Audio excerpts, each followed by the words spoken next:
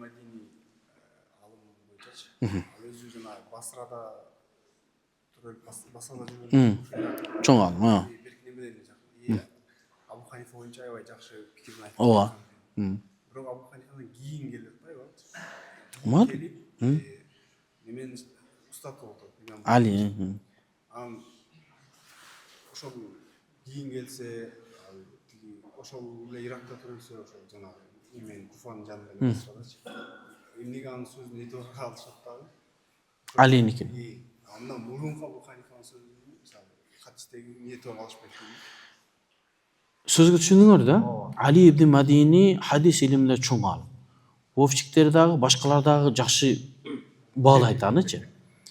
Бирок Ali ibn Madini рахимахуллаху таала Абу Ханифадан бир канча замандан кийин келди. Имам Бухарийдин устазы болуп атат.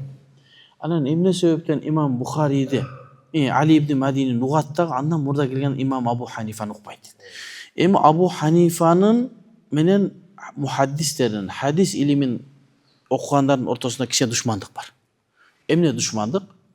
Себеби Абу Ханифа жана бизге окшоп, биз ошонун жолун жолдогонбуз да, дайым түз жолдо жүрбөйбүз, кичине встречныйга чыгып турабыз, улан таксыр айткандайчы. Кичине встречныйга чыгабыз. Себеби мынтип элдин агымы менен кетпейт.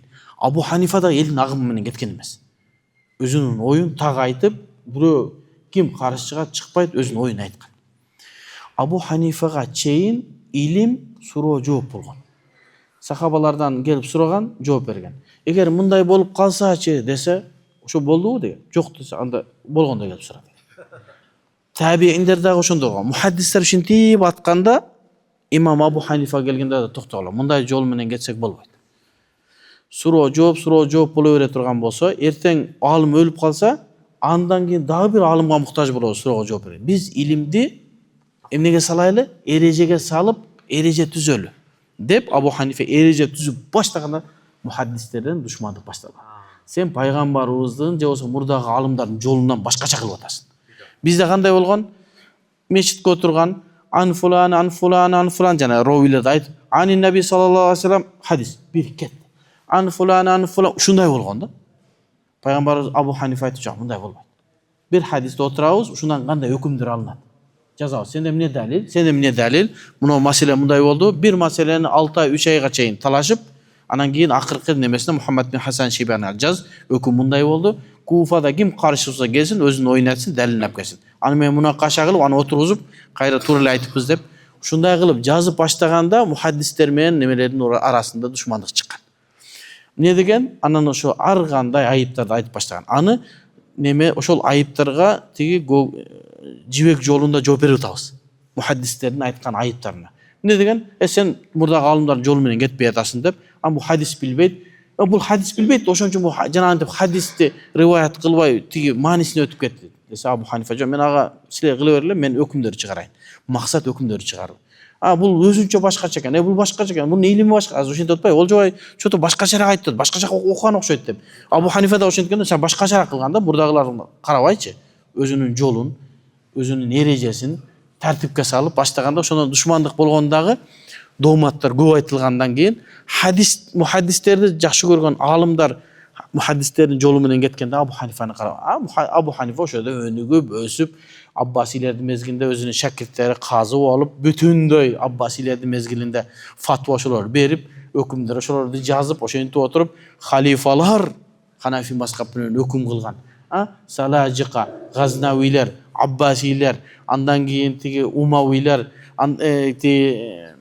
Усманилер, алты кылым ошентип мамлекеттер Ханафи мазхаб менен фатва берилип, ошолордун сөзү менен өкүм кылынып атканда, анан мухаддистерде кичине душмандык башталган. Ошондон анан кийин көрө албашчылык Абу Ханифанын илимин алуудан тоспогон. Ошондон улам анан мухаддистерди жакшы көрөдүр, ошо мухаддистер тарапты карап, фукахалардан алыс болуп кеткен. Булардын айткан жолдору жакшы эмес. Себеби мурда андай болгон эмес да. Азыр дараттын важибы, фарзы, сүннөтү деп баштаган да Абу Ханифачы. Сахабалар анткен эмес, сүннөт деп айткан эмес, мубах деп айткан эмес, важиб деп айткан эмес. Сен эмнени баштап атасың? Сен мен эрежеге салыптан баштап атам. Мунау фарз, мунау хадистин негизинде фарз, мунау сүннөт хадистин негизинде деп эрежеге салып баштаганда ошондо душмандык башталган. Ошондон улам бираз Проблема болмайды. На. Отур беребиз. Мазхабында мындай 10 жылдык казан болсо да ошол жеңил оңой жол барып казанга окуп берген. Абу Ханифанын кандабы? Я Алла, анаке. Жеңил оңой жол. Бизде каза намаз окууда жанагы жамаат менен бизде айырмабыз бар, а? Биз окуш керек дейбиз. Мурда ла иляха илlallah Мухаммад Расулуллах дегенде болсо, ал казасын окуп бериш керек дейбиз. Алар сен намаз окуган мезгилде кафырсың, эми намаз окуп баштадың, эми мусулман болдуң. Мусулман болгондон кийин мурдагы күнөөлөрүң кечирилет деп мурдагы абалың кафырга чыгарат. Биз андай дебейбиз. Ким ла иляха илlallah Мухаммад Расулуллах десе, ал мусулман дейбиз. Эми каза намаздар кантип окуйбуз? 10 жыл, 20 жыл, 30 жыл болуп кетти. Эми ошону колдон келишинче аракет кылабыз деп айтабыз. Бардыгын окуп бүтүрө албасак да аракет кылабыз. Эртең Аллах Тааланын астына барганда, я Алла, мен ушундай мезгилимде динди тааныдым. Эми колуман келишинче казаларымды окуганга аракет кылып жетишпеди. Андан бияна калтырган жокмун десеңиз, Аллах сени менен ортоңдогу нерселерге иншалла мээримдүү. Бирок андан да жеңилирээк жолун айталы, парыздар гана окулунат. Парыздардын сүннөттөрү окулунбайт. Сапарда болсоңуз эстесеңиз 2 рекет окуйсуз. Анан азан менен коомат менен окуш керек да, казаларды дагычы. Дагы жеңилдик, сүннөт, анда таштап карыз сразу эле окуй бер. Себеби көбөйүп кетти да немелер, казалар. 4 рекеттигин 3-чү, 4-чү рекетинде жанагы эчтеке окуп коюп туруп бисмилла деп кайра кете бер. Тезирээк бүтөсүн. Ушинтип окуп, жадвал кылып окуса, бардыгын бүтө албасаңда колуңан келишинче аракет кыла берсеңиз, иншалла Аллахтын астына барганда кичине өзүрүбүз болсо Аллах Таалам кечирет. Башка билбейм мындан ашык жол.